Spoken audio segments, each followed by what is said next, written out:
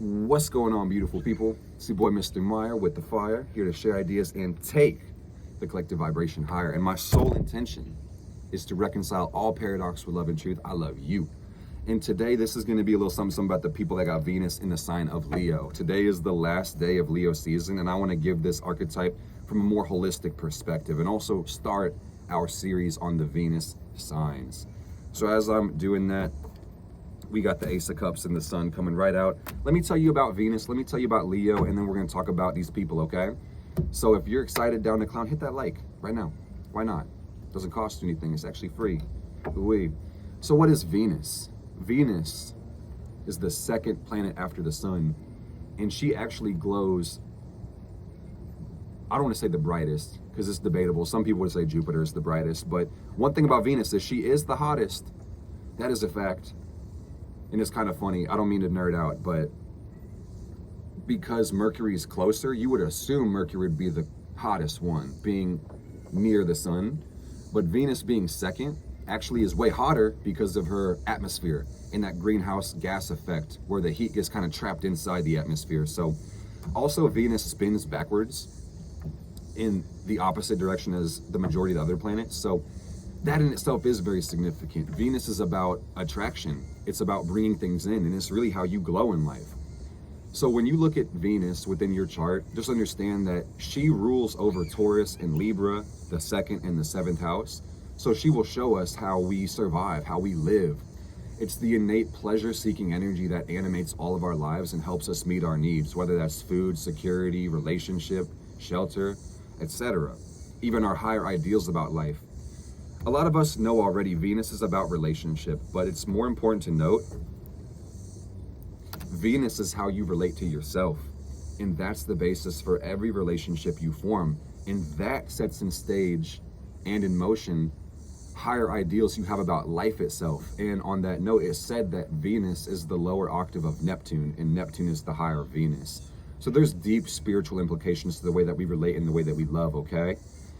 So in summary, Venus is going to be what you aspire for is beautiful, what you value, how you relate to yourself, and that would indicate what you're willing to indulge in or compromise with, all right? Now let's talk about Leo. Just understand Leo is the fifth sign, exemplified by the lion. The mantra is I will. Leo rules over the heart and the spine, and it's all about creative self-actualization. In other words, who are you? What are you? Why are you? Creating a self-image, a self-concept, having fun and entertainment in the world, and even divining purpose is a very Leo thing in life. So Leo is all about life because the sun is home here. Leo is all about life. Love and fun and excitement, joy, and one more time, creative self-actualization. So let me talk about the people with the Venus and Leo. Leo Venus people, they're fun-loving people in general, just period. They're a joy to be around. These people radiate an innate warmth and goodness for life that is unparalleled. So Leo Venus people also love others a lot.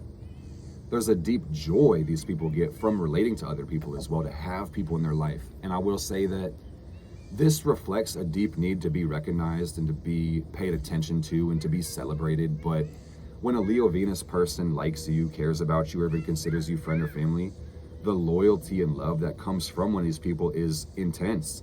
You know, so it's very special to find yourself in one of these people's lives if it's an intentional relationship. I'm telling you guys, these Venus Leo people can take great pains in their life to make sure that the people they relate to feel loved, supported, special, and seen. And that's a miracle. That's really a miracle. I'm telling you, man, it's like putting another person in the center of your sky and really being reinforced so much by this archetype, this energy.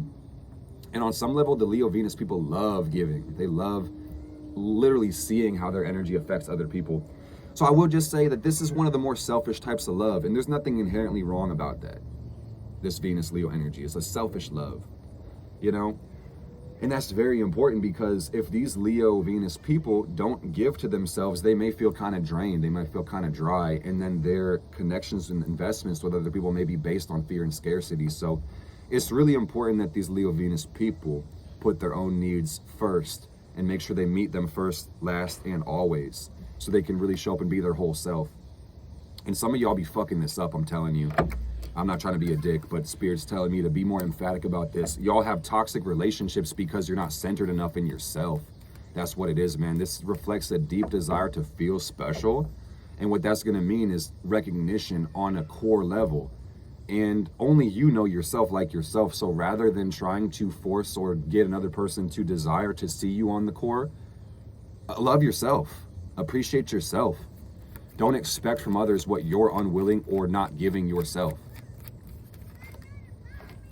A lot of Leo Venus people get into relationships because they're bored as fuck, dude. They look at people as a source of entertainment and pleasure. And that in itself is not inherently wrong, but if you lack to find these within yourself again, that's going to say that there's an unconscious possessiveness and a jealousy that comes with this one, where it's like, in other words, I want from you what I'm neglecting to fulfill from me. That's not fair. That's actually very toxic. And that's when these relationships these people form can stop becoming a relationship, and then it becomes a fucking frustration ship. It becomes a competition ship. And it's hard to relate, it's hard to share, hard to be loving and honest with each other, because essentially y'all are idealizing each other and not even sharing honesty.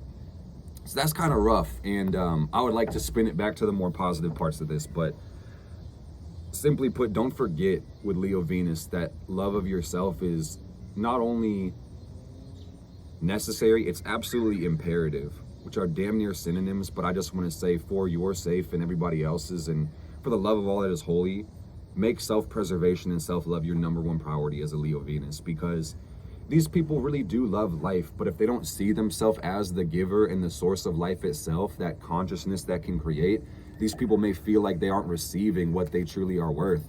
And that in itself is heartbreaking, dude. I totally fucking understand. It's terrible. So these people need to be able to honor their own self, honor their own creativity, because these people have creative gifts. Let me tell you, they're very powerful artists, Leo Venus people. And also, there's some of the more beautiful people. Beauty is in the eye of the beholder, but I will just say that with the sun reflecting our physical form on some level, and even the energy we express, these Leo Venus people are some of the most attractive people there are. And don't take offense to that if your Venus is not in Leo. This is kind of the point of this archetype. Someone being attractive and beautiful doesn't mean you can't be, just because they have it. I was really diving into this earlier.